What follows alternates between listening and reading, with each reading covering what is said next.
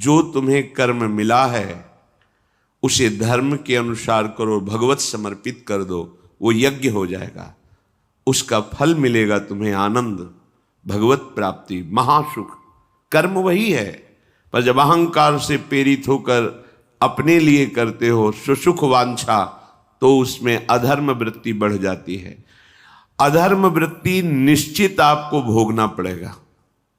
यदि भगवान की शरण में हो जाओ, अबलो नशानी अबना नशई हो, वो कृपा करे तो सब क्षमा हो जाए।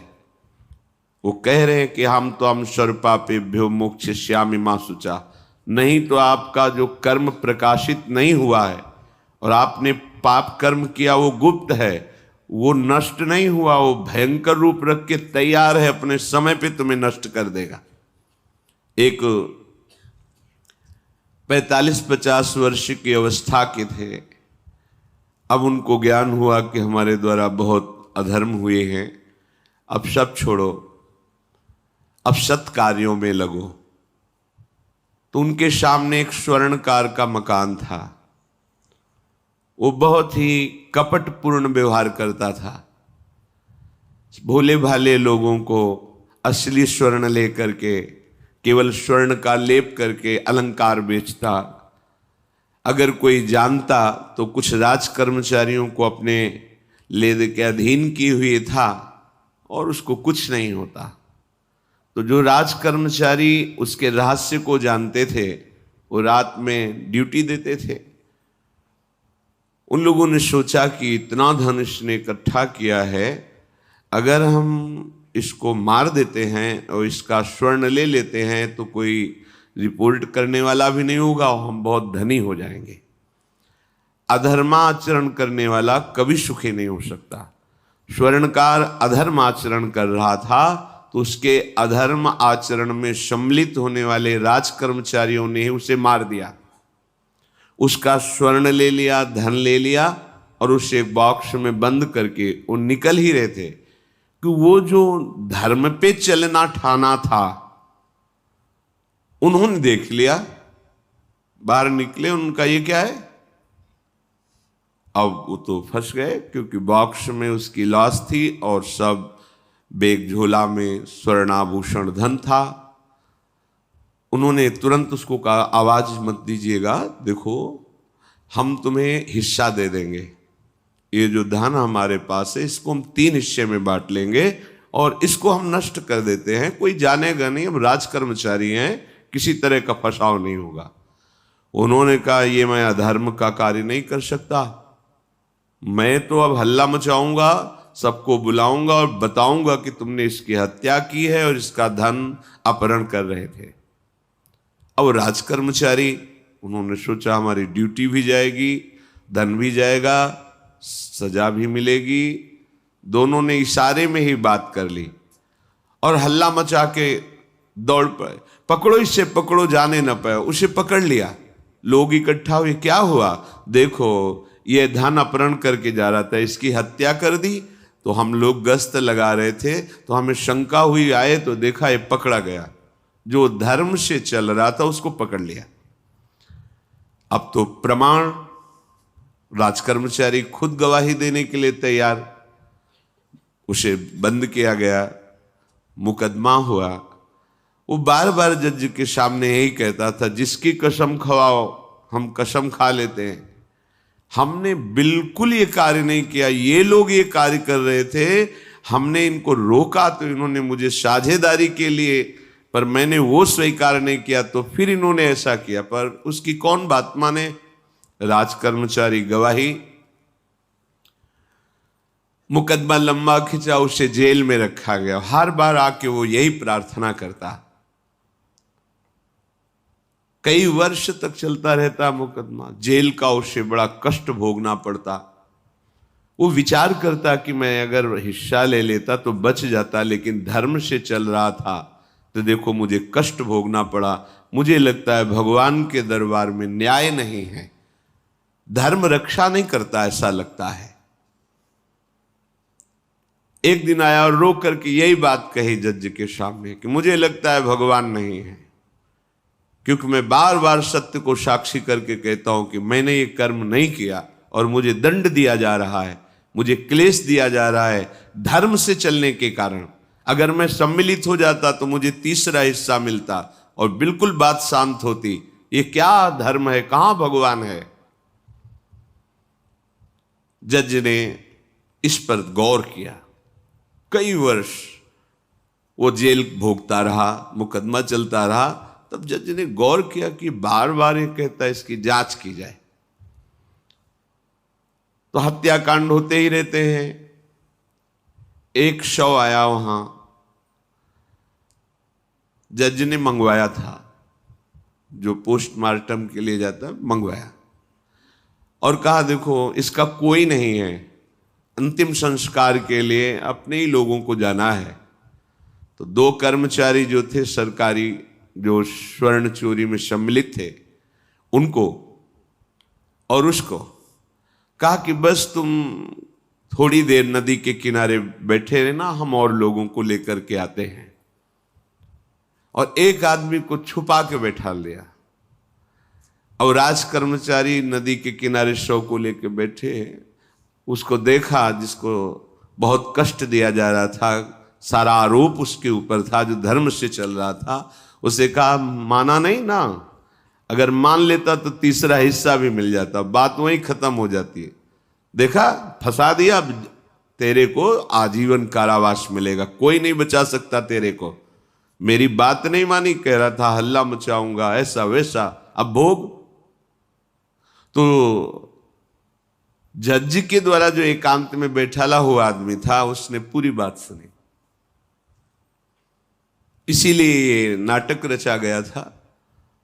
तीनों को बुलाया और कहा तुम निर्दोष हो उस धर्मात्मा से। स्वयं इनकी आवाज से हमने सुना, ये कह रहे थे जो तुम बात कह रहे थे। तो उसने कहा कि ये तो ठीक है, अब निर्णय ठीक कर दिया, लेकिन अब कई वर्षों से मैं दंड भोग रहा था, ये कौन सा न्याय है? किस अपराध के कारण? मैं तो धर्म से चल रहा था, इसमें किंचन मात्र मेरा कोई अपराध नहीं था। फिर कई वर्ष से मैं सजा क्यों भोग रहा था? बार बार प्रताड़ना, नाना प्रकार के कष्ट क्यों भोगा मैं? जज ने कहा तुम हृदय को साक्षी करके बताओ, क्या कोई ऐसा अपराध किया है जिसका प्रकाश ना हुआ हो और तुम्हें दंड ना मिला हो? हम अब उसका कोई दंड थोड़ी तुम्हें देंगे, लेकिन तुम्हारे अंदर जो भगवान के प्रति आरोप है उसका निराकरण हो जाएगा। उसने कहा हाँ, यौवन अवस्था में मैंने किसी स्त्री को ऐसा ऐसा, और वो विरोध करने पर भी उसे मार दिया और आज तक बात कोई प्रकाशित नहीं हुई। तो बोले फिर भगवान को क्यों दोष देते हो? वो कर्म तुम्हारा दंड अगर मिल जाता तो नष्ट हो जाता, वो कर्म सुरक्षित है। उसी कर्म ने तुम्हें यहां अधर्म ना होने पर भी फंसाया और देखो तुम्हें भोगना पड़ा। तो निश्चित समझो, यदि आप अधर्म के द्वारा कोई भी सुख साधन करेंगे तो आप नष्ट होंगे। अधर्म के द्वारा आप धन आदि छीनना चाहेंगे तो आप नष्ट होंगे। अधर्म कर दिया है और उसका प्रायश्चित नहीं हुआ तो वो कर्म सुरक्षित है। ऐसी जगह फंसाएगा जहां 100% आपने कोई अपराध नहीं किया पर आपको उसका दंड भोगना पड़ेगा। फिर आपको लगेगा कि न्याय में अन्याय हो रहा है, कोई भगवान नहीं है। देखो मैंने बिल्कुल कसम खा के कहता हूं पाप नहीं किया, पर ये पाप का जो आरोप लगा वो पूर्व पाप आकर के तुम्हें दंडित कर रहा है। अब इस कर्म विधान को ये बहिर्मुख लोग क्या जानते हैं? तभी कहते हैं अरे कहां भगवान, कैसे भगवान? आज तुम धर्म से चल रहे हो, लेकिन कल तुमने जो कर्म किया तो तुम शरणागत होकर भजन के द्वारा उसको नष्ट नहीं किया ना, तो वो सुरक्षित है। अवश्य में भोक्तव्यम कृतम कर्म शुभाशुभम। इसलिए श्री भगवान आदेश कर रहे हैं यज्ञार्थात कर्मणोन्यत्र लोकोयम कर्म बंधनहा तदर्थम कर्म कौन्ते मुक्त संगहा समाचर। मुक्त हो जाओगे, न काम तुम्हें अधीन कर पाएगा, न पाप अधीन कर पाएगा, परमानंद में डूब जाओगे। केवल प्रभु के लिए कर्म करो। ये अगरबत्ती, धूप बत्ती, आरती, पूजा प्रभु को अपना नहीं माना तो ये थोड़ा शुभ कर्म बन गया, बस ये तुम्हारा प्रायश्चित नहीं होगा। जो तुमने अधर्माचरण के अगरबत्ती धूपबत्ती से खत्म होने वाले नहीं हैं, उनके लिए तुम्हें नाम जप करना पड़ेगा, नाम कीर्तन करना पड़ेगा। नाम कीर्तनम यस्य सर्व पाप प्रणाशनम, समस्त पापों का नाश करने में समर्थ है। राधा राधा राधा, कृष्ण कृष्ण कृष्ण, गोविंद गोविंद गोविंद। भगवन नाम, अगर भगवन नाम का आप निरंतर जप करने लगे तो आप स्वयं तर जाएंगे और लोगों को तार देंगे। मम भक्तियुक्तो भुवनम पुनात् सतरति सतरति सा लोकान तारयति। जो भी कर्म कर रहे हो वो भगवान के लिए भावना करो, उस कर्म को भगवान को समर्पित करो, तो तुमसे पापाचरण नहीं होगा। जो पापाचरण हो गए हैं 10 मिनट केवल बैठ करके अपने घर में ही ताली बजा के मंजीरा लेकर के, इसे नाटक मत समझो, आडंबर मत समझो। नहीं, जो आडंबर और नाटक किए हैं ना, वो जब अपना नाटक फैलाएंगे तो तुम उस नाटक से निकल नहीं पाओगे। माया का नाटक है। भगवान नाम कीर्तन, ये जो लोग कहते हैं ना कि भगवान तो हृदय में बैठे, दिखावे की क्या जरूरत है। अगर इतना बोध हो चुका है भगवान हृदय में बैठे, तब तो आप सिद्ध हो गए। केवल वाणी से बोल रहे हो, मन मानी आचरण कर रहे हो, दुर्गति को प्राप्त हो रहे हो, तो है ना सबके हृदय अछत विकारी, पर सकल जीव जग दीन दुखारी। सबके हृदय में बैठा है, पर दुर्दशा रोक रहा है क्या वो? क्यों? क्योंकि तुम केवल बातों से कहते हो सबके हृदय में बैठा है। ऐसा अनुभव किया? अगर ऐसा अनुभव किया तो व्यभिचार किसके साथ करते हो, चोरी किसकी करते हो, हिंसा की, कपट किससे, द्वेष किससे? बस केवल बातों से बात नहीं बनती। ये कर्म बातों से नष्ट नहीं होता, इसके लिए अनुष्ठान करना होगा नाम का।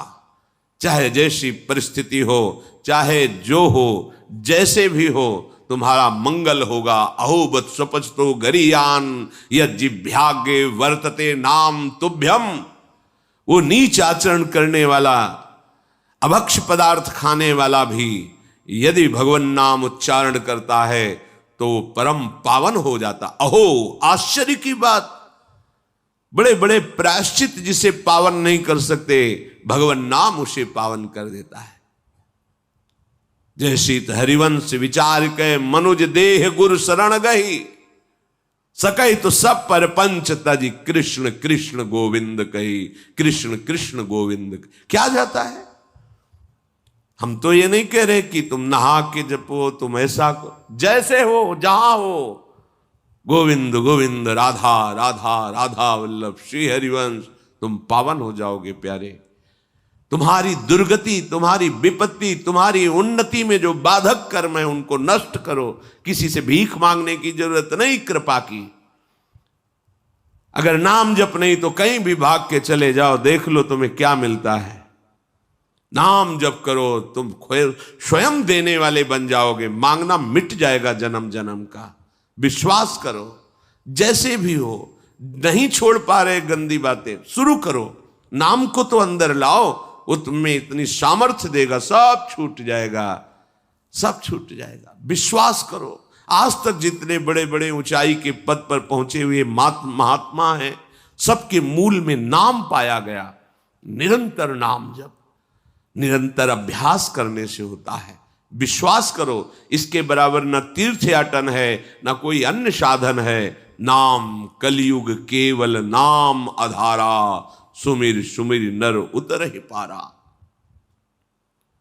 जिसने नाम का आश्रय ले लिया महासुखी हो गया। पर जब तक तुम्हारे पाप कर्म भस्म नहीं होते, तब तक तुम्हें आनंद नहीं मिलेगा। इसलिए विश्वास करके दीर्घ काल तक सम्मान पूर्वक, आदर पूर्वक हृदय में नाम जप करो। जब पाप वासनाएं नष्ट हो जाएंगी, पाप प्रवृत्ति नष्ट हो जाएगी, तब आनंद की धारा, तुम्हें कोई भी विपत्ति, कोई भी संकट परास्त नहीं कर पाएगा। प्रश्न होता है कि हम बहुत प्रयास करते पर सफलता नहीं मिलती। प्रयास को कहते हैं पुरुषार्थ, और सफलता नहीं मिली उसको कहते हैं प्रारब्ध। कभी कभी प्रारब्ध बहुत जोर का होता है, जो बड़े बड़े ऋषि मुनियों के ऊपर भी हावी हो जाता है। पर पुरुषार्थ व्यर्थ नहीं जाता। यदि वो सत है तो, तुम्हारा पुरुषार्थ भी तो असत है। अगर राधा राधा बीच में बोलते रहो और प्रभु की भावना कर लो कि 8 घंटे से जो काम कर रहा हूं वो समय और वो कार्य दोनों प्रभु को समर्पित करते हैं, अब ये सत्य पुरुषार्थ हो गया। अब प्रारब्ध को बदलने की सामर्थ्य आ गई तुम्हारे पुरुषार्थ में। खिलवाड़ नहीं है जो तुम एक भी कर्म करते हो, वो कर्म सुरक्षित है, वो तुम्हें दंड दे के रहेगा या तुम्हें सुखी करके रहेगा। असत है, पाप है तो दंड देगा, सत है, सुकृत है तो सुखी करेगा। विश्वास मानिए, ये सत्य वार्ता है, ये कोई चाटुकारिता की बात नहीं है। सत्य में सत्य रहता है, चाहे जो युग हो, चाहे जो समय हो, सत्य अपना प्रभाव दिखा के रहता है। इसलिए भगवान का आदेश है, तुम्हारा जीवन भगवत प्राप्ति के लिए, आनंद में डूबने के लिए, मस्त होने के लिए मिला है। ये मस्ती नशा में नहीं है, ये मस्ती दूसरों के शरीर का मांस खाने में नहीं है, ये मस्ती दूसरों की हिंसा व्यभिचार इसमें नहीं है। मस्ती है स्वात्मानंद की। जब कोई चाह नहीं, कोई परवाह नहीं, मृत्यु भी एक खिलौना लगने लगे, उसे मस्ती कहते हैं। वो मस्ती आती है भगवान नाम जप से। शुद्ध ज्ञान का प्रकाश हुआ, मरने का भय खत्म हो गया, क्योंकि शरीर राग नष्ट हो गया। इसलिए सावधान होकर जो जहां जैसी भी परिस्थिति में हो, भगवान नाम सदैव अपने पास रखो। राधा राधा, कृष्ण कृष्ण, गोविंद गोविंद। देख लेना, निहाल हो जाओगे, निहाल हो जाओगे, मस्त हो जाओगे। हमारी बात मान लो, हमारी प्रार्थना मान लो, कुछ इसमें नहीं लगता है। इसमें न पैसा देने की बात कर रहे, ना कोई संयम नियम की बात कर रहे। जैसे बने, मन नहीं लगता, मत लगने दो, ये बड़ा दुष्ट है। ये लगता है हमें दुर्गति कराने के लिए। अगर इसकी हाँ में हाँ मिलाओगे तो ऐसे निंदनीय कर्म कराता है, घृणा होती है अपने मन से। देखो ना, झांक के देखो ना मन को, कभी ये तृप्त नहीं हुआ। वही गंदी बात, वही गंदा चिंतन, वही गंदे आचरण की प्रेरणा। इस दुष्ट को मित्र मानते हो, ऐसे मन को। जो हमारा खास दुश्मन है वो मन है। वासनाओं में फंसा हुआ, वासनाओं की प्रेरणा करने वाला दुश्मन मन है। इस मन को डंडे से मारो। डंडा है हरिनाम। जितना जपोगे मन उतना ही सावधान रहेगा। कृष्ण कृष्ण, गोविंद गोविंद गोविंद, निरंतर रटन करो। राधा राधा राधा। क्या जाता है? जिह्वा से नाम उच्चारण कर रहे, शरीर से अच्छे कर्म कर रहे हैं, विचार अपने आप पावन होने लगेंगे। विचार पावन हुआ तो महात्मा हो गया, चाहे वो गृहस्थ हो, चाहे वो विरक्त हो। तो ध्यान दीजिए, हमारे पुरुषार्थ को प्रबल करने वाला और प्रारब्ध को नष्ट करने वाला एक ही महान समर्थ है, भगवान नाम। इसके सामने कोई साधन बराबरी नहीं कर सकता। ये महामहिम नाम भगवान का है, भगवान को भी अधीन करने की सामर्थ्य रखता है। ये जो निकृष्ट भाव बैठा हुआ है, बेटी हुई उदास हो गए, लड़का हुआ थाली बजाओ, घंटा बजाओ, जिससे बहुत बड़ा, बिल्कुल ठीक नहीं है। ये बेटा होता किससे है? बेटी से ही होता है। तुम किससे हुए हो? किसी मां से हुए हो।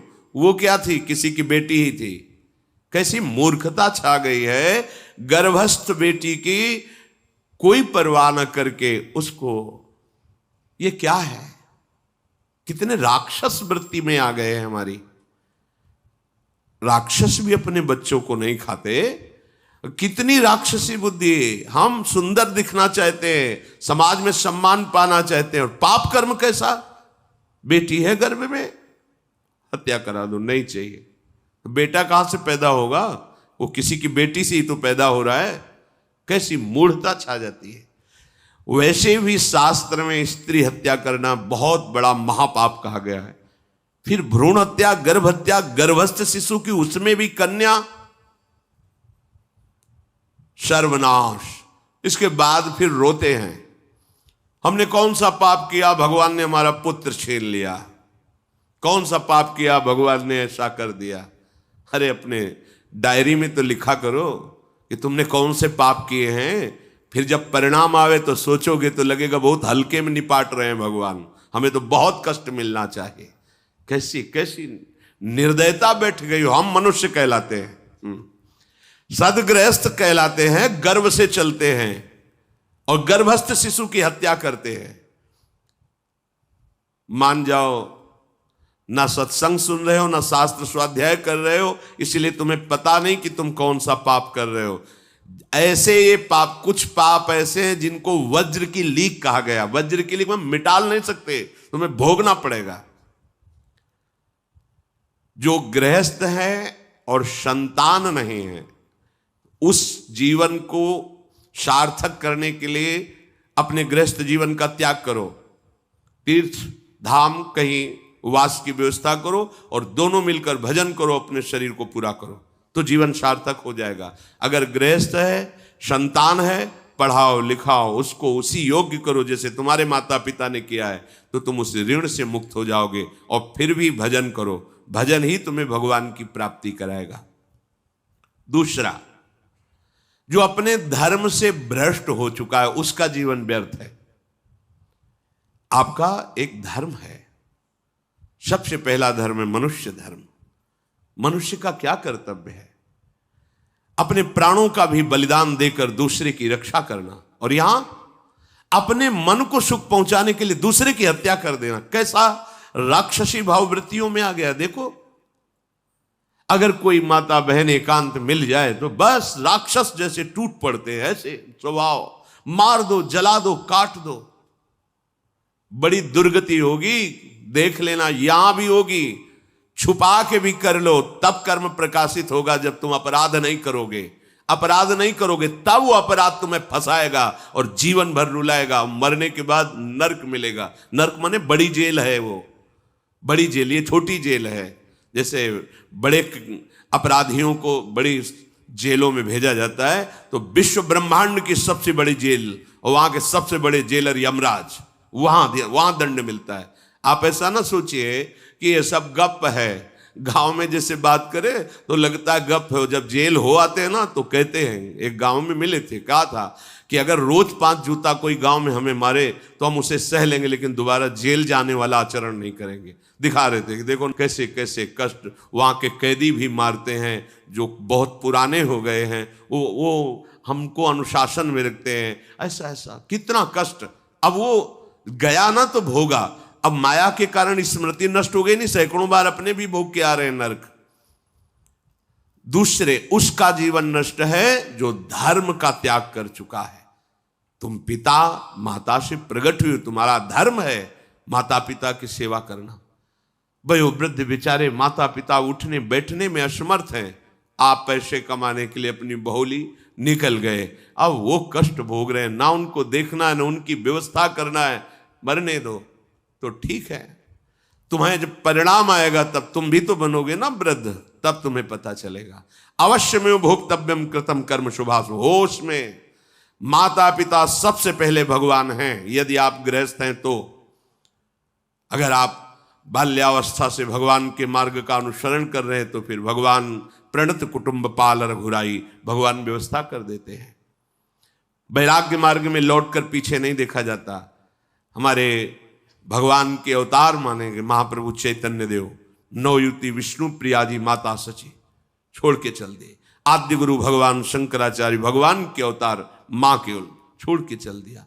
भगवान के मार्ग में यदि ऐसे चले तो भगवान संभाल लेते हो। परम पद मिलता है 21 पीढ़ियों को। मां तो बिल्कुल नजदीक है, 21 पीढ़ियों को भगवत प्राप्ति हो जाती है। और शब्द है प्रणत कुटुंब पाल रघुराई, भगवान स्वयं उसके परिवार का पोषण करते हैं। पर यदि गृहस्थ धर्म में हो और अपने माता पिता का त्याग कर दिया, उनकी सेवा नहीं करते, वो दुख भोग रहे, तो नरक यंत्रणा मिलेगी और जीते जी तुम उन्नति को प्राप्त नहीं हो सकते। तुम्हें भले उन्नति दिखाई देती हो, बाद में परिणाम देख लेना आप। तीसरा, जो दूसरों के भोजन छीनने की चेष्टा में रहता है, कैसे इसका धन अपहरण कर लें, कैसी जमीन अपहरण कर लें, कैसे इसकी अव्यवस्था पैदा कर दें इसके जीवन में, जो केवल अपने ही सुख को देखता है उसकी दुर्गति होती है। तीसरा, उसका जीवन व्यर्थ है। जो दूसरों के सुख का अपहरण करके सुखी होना चाहता है, सदैव केवल अपने सुख में डूबना, सोचना कैसे मैं सुखी हो जाऊं, अधर्माचरण करूं, छीन लूं, क्या करूं, कैसे करूं, उसका जीवन व्यर्थ है। और चौथा, जो आए हुए साधु महात्मा अतिथि का अनादर कर देता है, अपमान कर देता है, सारे सुकृत नष्ट हो जाते हैं। ये चार का जीवन बिल्कुल व्यर्थ हो जाता है। इनको असत जीवन कहा गया है, वृथा जीवन कहा गया है। इसलिए हे युधिष्ठिर, ये चार दोष कभी हृदय में ना आने पावे। आरूढ़ पतिते दत्तो मन्यायोपहृतम चयत व्यर्थम तु पतिते दानम ब्राह्मणे तस्करे तथा। बहुत ध्यान देने योग्य बात। जो वानप्रस्थ या विरक्त भाव संन्यास ले लेते हैं और कुछ वर्ष चलने के बाद मैं तो इस पे नहीं चल पाऊंगा लौट जाते, उन्हें घोर नरक की प्राप्ति होती है। कुछ भी कर लो, ये भारी अपराध तुम्हें नरक की प्राप्ति कराएगा। मार्कंडेय जी महाराज युधिष्ठिर को उपदेश कर रहे हैं। एक बार एक सन्यासी जी ने कहा था कि हमने गुरुजनों से सुना है कि यदि वचन से संकल्प ले ले कि बस अब कुछ महीने बाद हम सन्यास ले लेंगे और विरक्त होकर भगवान का भजन करेंगे, और यदि वो ऐसा नहीं करता तो उसे चंद्रायण व्रत रहना चाहिए, तब उस पाप से मुक्त होगा। चंद्रायण व्रत कहते हैं प्रतिपदा को 1 ग्रास, द्वितीया को 2 ग्रास और अमावस्या को 15 ग्रास, फिर नीचे घटाते चले जाओ 14, 13, 12, 11 ऐसे पूर्णिमा को पूर्ण 1 महीने से उपवास रहने से हम सन्यास लेंगे। इस बात के अपराध का उसको सन्यास लिया नहीं, केवल घोषणा कर दी थी। और जो सन्यास ले लिया या वानप्रस्थ, वानप्रस्थ कहते हैं पत्नी के सहित विरक्त होकर भजन करना। गृहस्थ में थे, अब निर्णय कर लिया कि अब आजीवन हम ब्रह्मचर्य रहेंगे और भगवान का भजन करेंगे, धाम तीर्थ वन आदि में रहकर वो जीवन में दोनों भजन करके भगवान की प्राप्ति में लगा, उन्हें वानप्रस्थ कहते हैं। सन्यास जो पूर्णतया वैराग्यवान होकर केवल भगवान के आश्रित जीवन। सन्यास मार्ग में माता पिता परिवार का दिया हुआ कुछ स्वीकार नहीं किया जाता, उनके द्वारा भरण पोषण नहीं स्वीकार किया जाता। अगर स्वीकार करता है अपने धर्म से भ्रष्ट हो जाता है। ये मनमानी आचरण, न शास्त्र स्वाध्याय है न सत्संग में श्रद्धा है। मनमानी आचरण से अध्यात्म मार्ग प्रकाशित नहीं होता। जिसने सन्यास ले लिया और वो फिर गृहस्थ में लौट जाता है कि अब हमसे तो होने वाला नहीं, तो उसे आरूढ़ पतित कहते हैं। आरूढ़ पतिते दत्तो मन्यानयोपहृतम चयत, उसको दुर्गति प्राप्त होती है। इसलिए होश में ये मार्ग ऐसा नहीं अब हमारा मन नहीं लगता, अरे अहो भाग्य है कि तुम्हारे भाग्य से विषय भोग मिटा दिया भगवान ने, तुम्हें परमार्थ का मार्ग दे दिया। जिसको छोड़ना कठिन है भगवान ने उसे काट दिया, चलो मेरे मार्ग में चलो। हम मनमानी आचरण नहीं, बिल्कुल नहीं। यहां शास्त्र आदेश करता है। ऐसे नहीं होना चाहिए कि 4 दिन हुए कपड़ा उतार दिया, कपड़े बदल लिए, 5वें दिन फिर उसी पोशाक में। तो जानते हो इससे क्या होगा? जीवन भर कुछ कर लो, दुर्गति प्राप्त होगी। तस्मात् शास्त्रम प्रमाणम ते कार्य, ये कानून है। कानून में फंस गए तो सजा निश्चित होगी। ये भागवतिक कानून जैसे एक राजकीय कानून है, तो ये भागवतिक त्रिभुवन का कानून है। त्रिभुवन में कहीं यही कानून काम करेगा। अलग अलग देश का कानून है, लेकिन ये त्रिभुवन का कानून है, विश्व का कानून है, ये भगवदीय कानून है। अगर इसमें फंस गए तो निकलना मुश्किल हो जाएगा। बहुत शास्त्र के अनुसार चलो। तो जो वानप्रस्थ या सन्यास लेकर के पुनः गृहस्थ धर्म से युक्त हो जाता है, उसकी दुर्गति निश्चित हो जाती है। आप तुम वो कर ही नहीं पाओगे। जैसे कहते हैं अब मंत्र ले लिया, अब क्या जाने की जरूरत है। मंत्र प्रकाशित ही नहीं होगा, जप ही नहीं पाओगे। लिख के देख लो, ये शब्द लिख लो, मंत्र नहीं प्रकाशित होगा, जप ही नहीं पाओगे। खिलवाड़ है परमार्थ चलना। एक एक अक्षर में अगर त्रुटि हो जाती है तो छाती जलेगी। कैसे गलती कैसे होगी? एक अक्षर भी अगर शास्त्र सम्मत इष्ट प्रेरित है, हृदय शीतल रहेगा, परमार्थ प्रकाशित रहेगा। ये मार्ग है। अब कौन शास्त्र स्वाध्याय करता है? कहां में सत्य चर्चा सुनने को मिलती है? भगवत कृपा है जो सुनने को मिल रही, इसको हृदय में धारण करो। जो जीवन हमें भगवान ने दिया है ये निंदनीय जीवन नहीं है, ये रोने वाला जीवन नहीं कि हाय हमें दूल्हा नहीं मिला, दुल्हन नहीं मिली, हाँ संसार के भोग नहीं मिले, परिवार बड़ी कृपा हुई, जिस दलदल से हम नहीं निकल सकते थे, नहीं निकल पाए अनंत जन्मों से, आज हमारी लाडली ने फूल जैसा मुझे अलग कर दिया। ये गृह कारज नाना जंजाला, तेति दुर्गम शैल विशाला, ये शर्म आवत अति कठिनाई, राम कृपा बिनु आए न जाई। भगवान ने तुम पर कृपा की, तुम्हें नाचना चाहिए कि रोना चाहिए? विषयों को देख देख कर जलते हो, भोगने की लालसा रखते हो, कैसा जीवन, व्यर्थ जीवन। बिल्कुल नहीं, सावधान, तुम्हारा जीवन भगवान के लिए, तुम्हारे भाग्य में श्री जी लिख दी गई है। आह, हमें नाचना चाहिए। हमारे भाग्य को बदल कर प्रभु ने अपना चरणारविंद, अपना धाम, अपना नाम, अपनी सेवा दे दी। धिक्कार है अगर ऐसे होने पर भी ललचाए और उस मार्ग की तरफ जाए जहां से श्री जी ने निकाल लिया है। तो जो वानप्रस्थ या संन्यास धर्म स्वीकार करके पुनः गृहस्थ धर्म का आश्रय ले लेता है, उसकी नारकी गति होती, दुर्गति होती है। और जो पापाचरण करके, अन्याय से, अधर्म से छीन झपट करके धन, और सोचता है उसमें कुछ दान कर देंगे। जैसे किसी ने प्रश्न किया था ब्लैक और व्हाइट, कि अब हम तो ब्लैक और व्हाइट का मतलब काला और सफेद समझते हैं, तो काला धन का मतलब होता होगा अधर्माचरण या जो राजकीय विभाग से पास ना हो, उसे ही काला धन कहते होंगे। तो काला धन काला ही रहता है, कोई व्हाइट नहीं कर सकता उसे। जमा कर लो, एक समय आएगा कि ट्रक में लद के सब चला जाएगा, तुम भी लद के चले जाओगे। अगर वो समय ना आया तो यमराज के दूत तुम्हें ले जाएंगे, सब यही पड़ा रहेगा। होश में चलो। दान किसे कहते हैं? खूब मेहनत करो, धर्म से कमाओ, फिर उससे एक रोटी की व्यवस्था किसी की भी कर दो, उसे सतदान कहते हैं। लाखों बेईमानी से कमाए, अधर्म आचरण से दूसरों को चूस चूस के ऐसा दुख दे कर, फिर सोचा कि लाख में 10,000 दे देते हैं, व्हाइट हो जाएगा। व्हाइट नहीं हो जाएगा, ये और तुम्हारे ऊपर आक्रमण कराएगा, क्योंकि जिनको दे रहे हो उनकी भी बुद्धि तो भ्रष्ट होगी, तो तुम्हारा अधर्म बनाना, हाँ, व्हाइट नहीं होगा, फाइट होगी। अब मार पिटाई शुरू करवाएगा, वो ऐसे आचरण करवाएगा, जहां जाएगा वहां खोपड़ी फोड़ेगा, उसका परिणाम जब आपके आएगा तो आपकी खोपड़ी फूटेगी। व्हाइट तो तब हो सकता है जब व्हाइट चलो। व्हाइट का तात्पर्य होता प्रकाश, श्वेत, ये लक्षण सतोगुण का। सात्विक भाव से चलो, मेहनत की कमाई से, पसीना चुहा के खूब मेहनत किया और फिर किसी को दिया, तुम्हारा परिवार उन्नतिशील रहेगा, तुम्हें लोक परलोक में सुख प्राप्त होगा। अन्याय से कमाए हुए धन का दान पतित कर देता है, पतित कर देता है। अब इसमें एक उपाय है, मुझे पता नहीं था, प्रमादवश मेरे से गलती हो गई, कभी जीवन में गलती नहीं करूंगा, अब सुधार के लिए करो, हो जाएगा। मुझे पता नहीं था, मैंने कभी सुना ही नहीं था, बस यही था कि धन प्राप्त करूं, धन प्राप्त करूं, और गलती हो गई।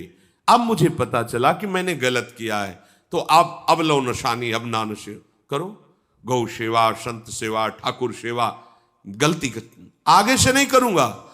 ये एक सूत्र बहुत बढ़िया, अब लो नशानी अब ना नशे, ये सबको पावन कर देता है, सब कुछ पावन कर देता है। पर ये ऐसा नहीं कि हम 100 कमा रहे हैं बेईमानी से तो 10 देते रहेंगे तो 90 व्हाइट होते रहेंगे, ऐसा कदापि कहीं नहीं लिखा। ये शास्त्र है, तस्मात् शास्त्रम प्रमाणन्ते। कई बार लोग प्रश्न करते हैं इस विषय का, ध्यान से सुन लो। अन्याय से कमाया हुआ धन अगर उसे हम दान भी करते हैं तो वो पतित ही करेगा, गिराएगा ही, किसी काम का नहीं है। आगे वर्णन कर रहे हैं कि धर्म से कमाया हुआ दान अगर ऐसे को दोगे तो वो भी व्यर्थ हो जाएगा। कैसा? मिथ्यावादी, पापाचरण करने वाला, झूठ बोलता है, पापाचरण करता है, और आप उसे दान कर रहे हैं, बाद में वो पाप करेगा तो उसका फल आपको मिलेगा। उसके पाप के बढ़ावे में आप साझेदार हुए, आपका जो दान था उसके पाप में बढ़ावा देगा, आपको उसको साझेदारी का फल भोगना पड़ेगा। कृतज्ञ, जो दूसरे के किए हुए को उपकार को नहीं मानता, अभिमानी और मदिरा पान करने वाला, अब आपसे पैसा लिया, शराब पिया, गंदे आचरण किए, आप उसके हिस्सेदारी बने।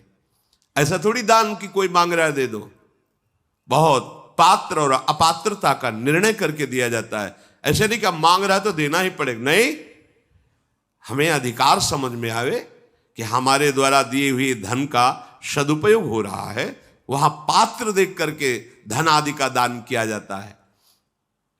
जो पतित हो चुका है, जो अधर्म व्यवसायी है, जो तमोगुण से आवृत रहते हैं और अंदर क्रोध भरा रहता है, अहंकार पूर्वक दान करते मेरा सम्मान हो, ऐसे का दान ही नहीं स्वीकार करना चाहिए। ऐसे का दिया हुआ दान व्यर्थ हो जाता है, उसे निश्चित अन्य योनियों में जाके कष्ट भोगना पड़ता है। तामसी अहंकारी दान करने वाला परिणाम में दुख ही भोगता है। मैंने दिया, ये मैंने बनवाया, ये मैंने किया, ये तमोगुण का लक्षण अहंकार है। श्रेष्ठ मंत्रवेत्ता सतमार्ग में चलने वालों को दैन्य होकर छुपा कर दान देना, ये उत्तम लोगों की प्राप्ति कराने वाला है। देखना है, धर्म से चलता है। हम जो धन देंगे उसका धर्म में प्रयोग होगा। मंत्रवेत्ता है, निरंतर मंत्र का अनुष्ठान करता रहता, पावर है। अगर हमारा धन ऐसी जगह गया तो हमारे पापों का नाश करके उत्तम लोगों की प्राप्ति कराएगा।